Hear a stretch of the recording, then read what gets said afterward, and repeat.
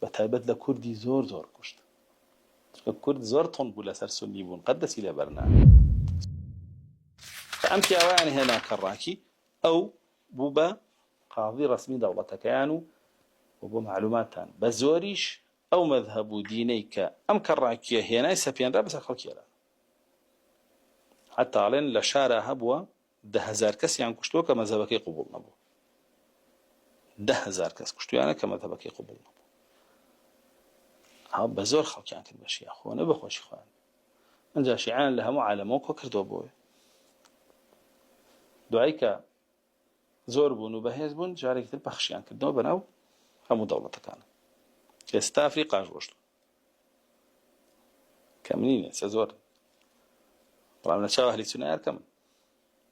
باشە وەبوو تەهمانەم پیاوەی هێنایە لای خۆی و لەوەی تر با بڵێین ملوکی و دینی یەکیان گرت، سیاسەت و دین یەکیان گرت و لەلای ئەوان و حکمی شیعی دەستی پێ کرد و بە زۆریش سەپێنرا بەسەر خەڵکیە. شای ئیسماعیلی سەفەی خۆی تاتوانی کوشتی و بڕی بەتایبەت لە کوردی زۆر کوشت.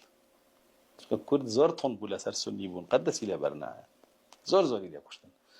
هەتا وەکو بۆ عوسمانیەکان هاتنە جواب لەسەریان. و 13 شەڕی لەگەڵ عوسمانیەکانە کرد لە هەر 13 تێگەشکا تا لە ئاخر شەڕایەتی تێکشکا و پایتەختەکەیان تەبرێز گەوتە دەستی عوسمانیەکان و بەڵام دوای هەر دروست بوون لە شێوەی دەوڵەتی ئێرانە. و معلوماتیشتان هەمووی رووسیا هاوکاریەکردن بۆ لەدانی دەوڵەتی عوسمانی و کات. بەسیترەوە بوو لە ئاخر شەڕە کورد هەمووی چوویە پاڵ دەوڵەتی عوسمانی. مەلای ئیدریسی بەدلیسی هەبووە و سەرپەرشتی کردن و بەسەر هاتەکەی لە مێژووە نووسراوە کە تۆڵەی کردەوە لە دەوڵەتی سەفەویەکان.